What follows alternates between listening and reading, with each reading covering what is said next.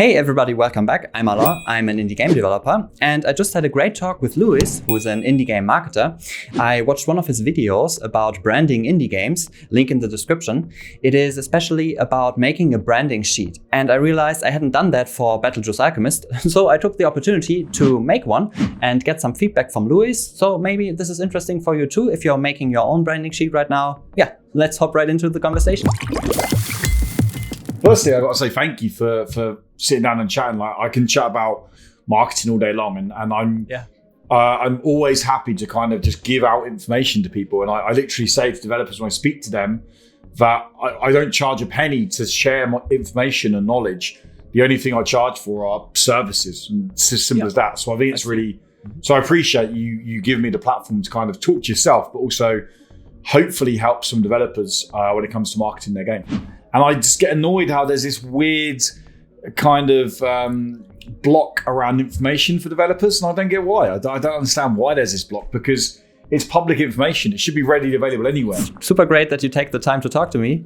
And I would like to get started with a very basic question, maybe for you, because for me, this is something totally new.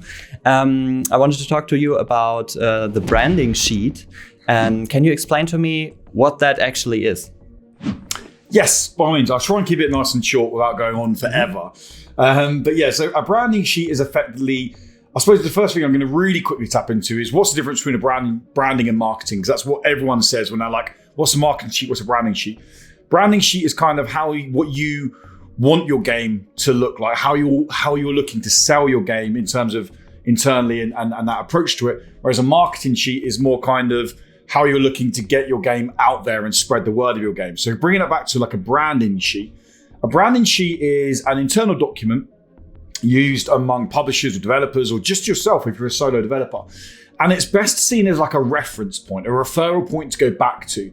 Now, this should be a clear game direction. Imagine if you pick up a book in the library and you look on the back of the book, or you read the synopsis on the back of the book.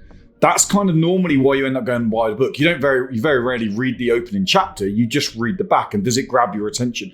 That's kind of what your branding sheet starts with, is this opening paragraph of what is your game? What is your game trying to do? The real buzzwords are selling it in there. And then you also have some like USPs and their unique selling points.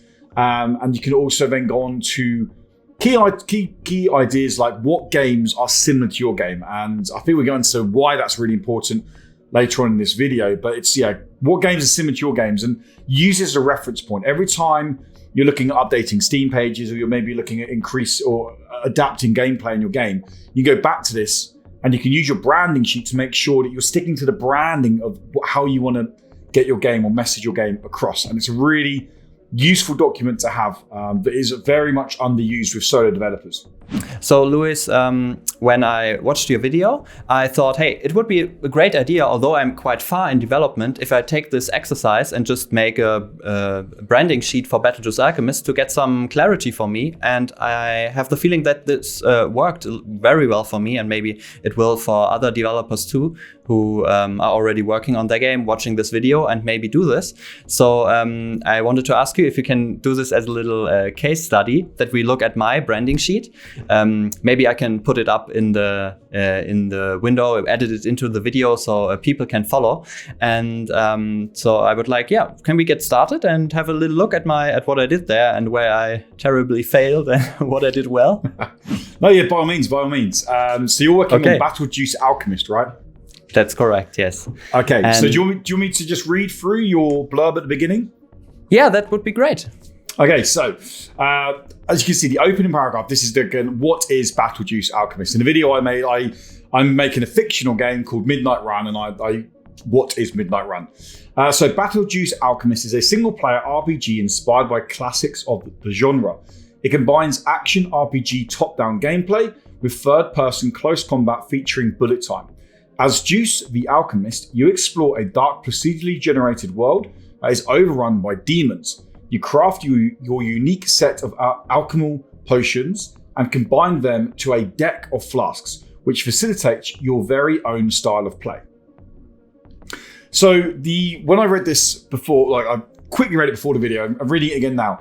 It has so much information in there, but it also has quite a lot of filler stuff in there. And I don't mean that with any disrespect. It's just a case of we're really trying to get down what is the game. So part of me reads this and goes, okay, it's like an ARPG game. It's got an isometric style camera with an RPG system, classic combat. Very intrigued by the third person close combat featuring bullet time.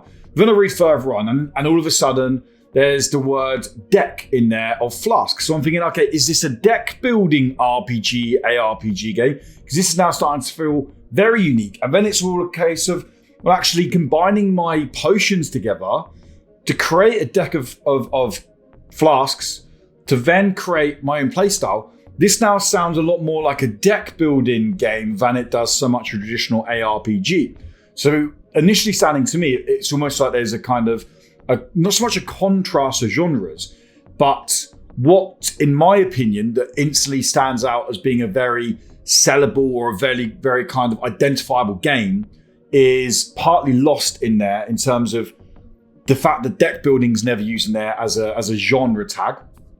And yeah, so that's kind of how I read it, as in it's an ARPG, but then I got confused with the deck stuff. And now RPG is, I understand why people put it in there, but honestly, it's a tag that you can completely remove because it's arguably, you can almost say nowadays, any game's an RPG. If a game offers a skill tree to it, it's technically an RPG. Yes. So you could easily just remove the RPG. Single player is nice in there because the single player market is still the prominent market on multiplayer games. On video games. People love single player games, so having that in there is absolutely fine. And again, inspired by classics of the genre, that's a kind of phrase I see used quite a lot. And I just want to make a quick point here because I also see a lot of developers referring to other games in their kind of synopsis. So, for example, you could say, the viewers will see this later, but you said that it's inspired by Diablo 2 further down in the branding sheet. You could have said a single player RPG inspired by classics like Diablo 2. Now, I would always avoid doing that in this blurb. Main reason because, one, if you're tapping to an audience or someone doesn't like that game, they like maybe ARPGs, they like isometric RPGs, but they don't like Diablo 2, all of a sudden they're going to be put off your game for no reason because it's not actually Diablo 2. Secondly, if it's inspired by that game and that's the kind of audience you're tapping into, they should be able to make up that assumption that that's what it reminds them of. So don't kind of force feed them by saying it's inspired by this game or it's a copy of this game, or if Diablo 2 and Van Helsing had a baby, it would be BattleJuice Alchemist. Like, always leave that kind of stuff to the viewer and to the player to make that assumption on. And the same as inspired by classics of the genre, I would remove that as well, because let them come to that conclusion of, oh, this reminds me of classic games from this genre, because it's that tailored guidance. You want the player to think that they're coming up with, oh, this reminds me of this game, but you're actually, through your wording, tailoring them to make them think that it reminds them of that game. There's very obvious reference material, like primary reference material as such. Now, let's say you're making a racing game. That could be something as obvious as a car. You want this kind of style car in your game, or you want this kind of style visual aesthetic in your game. When I was making the fictional game Midnight Run, it's an 80s inspired rhythm racer. So I got lots of neon colors in my reference material. And you can see straight away here that this has got obviously the BattleJuice being BattleJuice Alchemist in the game. And it's got much kind of Lovecraftian and Burton-esque style visuals here as well. This is kind of very, I don't want to say obvious, but it has a nice contrast to it in terms of content. It also has nice colors to it. So reference material isn't just, oh, I want to make an RPG with a cat. I'm just going to get lots of pictures of cats. It's a case of color palette as well. What scenery are you going to be using? Are you set in a fantasy world? Is it a dystopian fantasy world? Is it a vibrant modern fantasy world? What colors are you going to be using in this reference material? Now, I looked at the reference material before I looked at the BattleJuice Alchemist Steam page. So instantly from this, I was thinking, okay, I want bold reds and kind of vibrant oranges coming through. And I want that kind of dark, gloomy, crushing blues and purples in the background as well. And then this kind of popping yellow around, obviously the Beetlejuice or the Halloween, Tim Burton-esque style visuals or art as well. And when I went to the Steam page, hey ho, that was exactly the visuals I got. So the reference material you put in was absolutely spot on from both a color point of view, a design aesthetic, and as well as a kind of vision as well. And the reference material is great because if you're ever stuck on your game, if you're thinking, how do I go about this character design, or how do I go about this here? And you go back to it and you can look at your reference material. Now, this is only obviously a single page reference material. I've done the same, but normally a reference material can be up to 10 to 15 pages of just constant character reference material, environment reference material, item reference material, weapon reference material, so much stuff as well to really utilize from. But you've done an absolutely stellar job with your reference material compared to your BattleJuice Alchemist Steam page. So USPs is just a shortened version of unique selling points. Now, this is what makes your game unique. What is the elevator pitch for your game? If you was literally trying to grab a publisher's attention, you got 30 seconds walking from point A to point B, what are the 4, maybe 5 bullet points you're going to throw in their ear to really grab their attention? Now, again, going through BattleJuice Alchemist USPs, action RPG, range combat, combined with third-person close combat. You can probably take out the ARPG is fine to leave it in there because it is an action RPG. But resell that, like ranged combat, I would almost take out because ranged combat isn't something that's unique in a game. It's been done lots in games.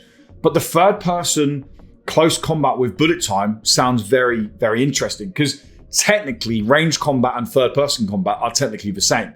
Now, because you're trying to just put this in as a unique selling point and keep it keep it shortened, you just can kind of get rid of any fluff and just really get to the point of what makes it unique. Loot focus combined with deck building, but then make that more specific. You mentioned further up in your what is BattleJuice Alchemist that you've got these alchemical potions to build this deck of flasks. So rather than just saying deck building with loot focus, like a potion focused loot that allows you to craft different decks, because then all of a sudden you're putting in what's unique about the game. It's these potions that you're putting together as flasks to then make this deck more unique to the game, and you're playing into the flavor of BattleJuice Alchemist more. Unique crafting system, focus on alchemy and ritual magic, that's great. And themes like dark rituals, demons in a pulpy way. And that's all good. So in your USPs, you can put stuff like Tim Burton-esque or Burton-esque and Lovecraftian, or you can go down other games as well, because USPs are internal use. You're not putting them on Steam page, you're not putting them anywhere else. They're for you internally. So if you went down like Burton-esque themes or pulpy dark themes in a similar vein to Tim Burton, or if you was to say Hellboy, as you said earlier, or anything like that, that's fine for USP because it's for internal use. Yes, so a target audience this will grow as your game grows. If your game is a very early idea or just a single plane of a movable object in Unity or Unreal, then your target audience is going to be huge because the game doesn't have a full-fleshed identity yet. So do not panic if this is even a single bullet point, okay? But as you lead up to launch, this is going to grow anything up to about 12 to maybe 15 target audiences. So for BattleJuice Alchemist, you've got fans of indie games, which is very much a broad target audience. It's not a niche. It's not where you're going to really tap into. It's the whole thing of what is a fan of an indie game. Is it someone who buys one indie game a year, or is it someone who buys 100 indie games a year? It's a way up like that. But it's still important to have in there because tapping into social media communities on Reddit or Twitter, you're still going to be tapping into indie game communities. So it's important to have it in there. Fans of action RPGs in general, again, that's a very, very broad one. And then people who enjoy Burton-esque Lovecraftian imagery, again, that's now coming in a lot more niche to BattleJuice Alchemist. There's also other stuff in there that you have missed out, in my opinion, like deck building audience. Now, deck building audience, it's easy to think, everyone in the deck building audience looks at Slay the Spire because they're ultra competitive. And that's not really the case at all. There's lots of more casual deck building games out there that people love playing. And some of them they only play for 3 hours, some of them they play repetitively for 1,000 hours. But still, if you've got a deck building mechanic in your game, it's still something that you want to be selling. So it's a target audience would be deck builders as well. And then you can also start looking at what animated shows are similar to your game, talking about BattleJuice Alchemist. So I know we've got Burtonesque and Lovecraftian, but you can start tapping into maybe, is there a more relevant or more current, maybe anime or Western cartoon that is a similar art style? And you could then look at tapping into that audience as well, because you do carry, I don't mean like a cartoony style, but BattleJuice Alchemist does have a quite unique art style to it, which you could easily use that as a vehicle to tap into another target audience. Great. I think this can be super useful for many viewers, because you mentioned something there that's not so obvious, that you can maybe look at other media and have your audience maybe come from there. It's not necessarily only games that are similar to use, but maybe the different things. Yeah. I mean, cool. So on that really quickly, sorry, I'm working with a game at the moment called Trials of Fire, which is launching in April. It's a deck building game that's inspired by kind of tabletop board games. And for that marketing, for that target audience, we're targeting Dungeons and Dragons players, because the way the story's done, that's not strictly a game. We're targeting board game players as well. And we've got a lot of cross-marketing opportunities that we're reaching out to that aren't just deck building. Deck building is actually probably way down the list, because the way we're pitching the game at different audiences. We have 17 target audiences for that game. So yeah, there's a big variety there. And cross-marketing, it doesn't have to be just a video game. Don't think it's just a video game. If you've got a fancy art style that's kind of similar to, say, Game of Thrones, that's still a target audience. Reddit has a subreddit for Game of Thrones. You can tap into that audience, because the chances are they're going to like that kind of style of storytelling or narrative that your game's potentially going to offer. Now, this is, I mean, I wish you could stand at a rooftop and shout about how important this is, because it can help out so much, and it's a completely free resource. The only thing it does take is a lot of time. So games similar to BattleJuice Alchemist that you've put down: Diablo 2, Hellgate London, Path of Exile, Grim Dawn, Adventures of Van Helsing, Don't Starve, and The Witcher.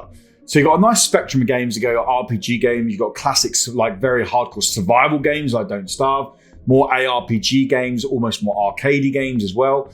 So a nice selection of games. Now, there'll be certain aspects of those games that BattleJuice Alchemist would relate to. So I'm going to just look at Path of Exile for now, okay? Maybe the combat of BattleJuice Alchemist is similar to that of Path of Exile.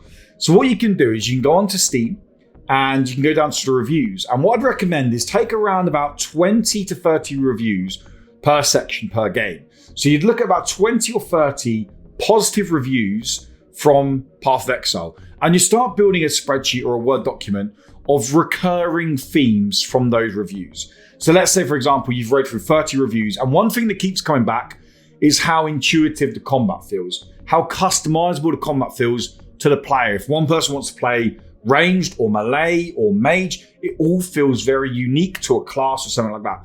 When you're going to start taking note of that, because clearly the community of that game have told you that's what they like in this style game. You're then going to look at the negative reviews. And if the negative reviews start saying that progression felt slow and grindy, and then all the good abilities were locked behind later levels, and you didn't feel powerful till later on, and it made the early content feel dry, then if that's a recurring theme, you now know that the community have told you they don't like that in their game. So you can go forward. You can use this information both on a branding sheet to make sure that you're keeping your branding up to date with how the game's going, but also on a development point, that making sure you're tackling those areas to say, well, actually, the community don't want grindy early game. They want to feel powerful early on. How can I install that in my game? And that's something that you can do. And it does take time. If I'm working with a client on this, I normally spend just a week just looking at Steam reviews, building up these sheets. And it does take time. But every time I've done it with a developer, I cannot stress how important and how much they've got out of it and how much it's helped them push the game on in ways they never would have thought of beforehand. And that's why games similar to BattleJuice Alchemist, or your game in particular, are really important on your branding sheet.